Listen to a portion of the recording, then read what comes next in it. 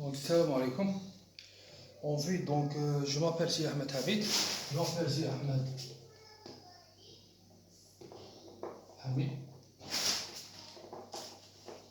Donc, je suis un enseignant à l'université Mouloud Mahamri. Donc, en vue d'un enseignement hybride au profit des étudiants électromécaniques, je présente le TP d'asservissement. Donc, dans le cadre de la formation en TIC et pratique pédagogique assurée par l'université de Constantine. Donc, la formation se compose de 5 ateliers, donc dans le quatrième atelier intitulé Conception d'un MOOC. Donc, nous ont demandé de mettre en ligne donc, la vidéo, le cours qu'on a présenté de la plateforme EDX. À l'issue donc, de cet atelier, donc, nous sommes capables de comprendre les étapes de conception d'un MOOC et maîtriser la plateforme EDX. Donc, mon TP se compose, l'asservissement se compose de 5 chapitres. Les 3 premiers chapitres, c'est des définitions préliminaires que l'étudiant doit connaître pour qu'il puisse comprendre le 4e et le 5e chapitre, et pour faire le pas entre la pratique et la théorie. Donc, avant de commencer le premier chapitre, je fais donc une introduction générale pour les étapes de conception ou les étapes de la synthèse d'une loi de commande. Donc, pour synthétiser donc, une loi de commande, on passe par 5 étapes. Donc, la première étape, modélisation. La deuxième étape, c'est l'analyse. La troisième étape, c'est la synthèse.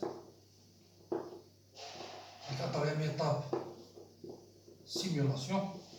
Et la 5e étape, implémentation.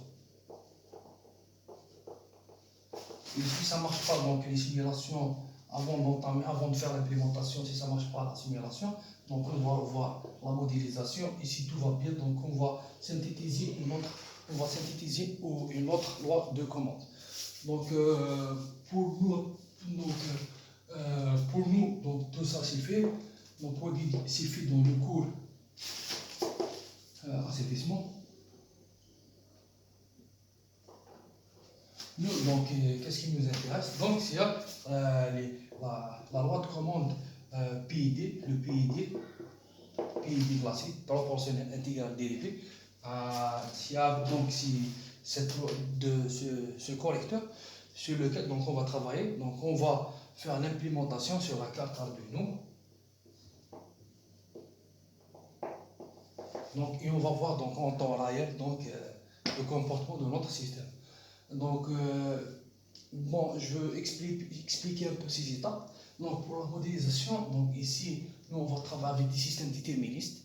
Donc, on va utiliser des lois physiques. Donc, pour chaque discipline possède ses propres lois physiques. Donc, par exemple, nous, les mécaniciens, on utilise la première et la deuxième loi de Newton. Donc, et les électroniciens utilisent la loi des mailles ou que la loi des nœuds. Voilà. À la fin donc, de la modélisation, on obtient donc une équation différentielle qui caractérise la dynamique de notre système. Ensuite, il vient l'étape de l'analyse. Donc, la communauté scientifique se divise en 2 catégories. Il y a qui font donc l'analyse dans le domaine temporel et qui font l'analyse dans le domaine fréquentiel. Donc, on va travailler avec les 2 domaines. Donc, pourquoi les 2 domaines? Donc, il y a des paramètres qu'on peut voir dans le domaine fréquentiel et qu'on ne peut pas voir dans le domaine temporel. Ensuite vient l'étape la synthèse. Ici, donc, on va synthétiser une stratégie de commande, une loi de commande.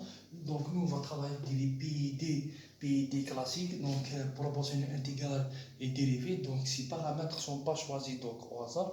Il faut donc toute une théorie pour la conception de ces paramètres. Ensuite, on va faire des simulations donc, sous MATLAB. Et si ça marche, on a de bons résultats, donc on va faire l'implémentation. Donc ici, c'est ça l'objectif du TP. Donc l'objectif du TP, donc c'est l'implémentation. Et pour comprendre, donc j'ai fait 5 chapitres. Donc le premier chapitre, donc j'ai donné un peu des généralités sur les lois de commande, sur les systèmes, donc les modèles qu'on va utiliser, le modèle qu'on va utiliser. Donc dans le deuxième chapitre,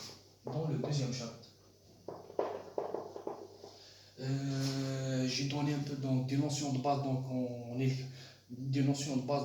électronique. Donc j'ai parlé un peu sur la loi d'Ohm et la loi des mailles. Ensuite dans le troisième chapitre 3, donc ici j'ai donné des notions générales sur les capteurs. Ensuite dans le chapitre 4, ici j'ai donné une introduction générale sur la carte Arduino.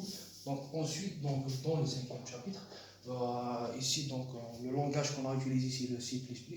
Donc j'ai expliqué un peu donc le programme, comment implémenter donc cette boîte commande dans cette carte, la carte donc Arduino. Voilà donc ma première, j'ai fait donc une vidéo de 30 minutes que j'ai pas pu donc ajouter dans YouTube. Ensuite, qu'est-ce que j'ai fait? Donc j'ai divisé les chapitres à des vidéos de 5 à 8 à 10 minutes pour que je puisse les ajouter donc dans YouTube. Et je vous remercie pour votre attention à mes prochaines vidéos, Inch'Allah.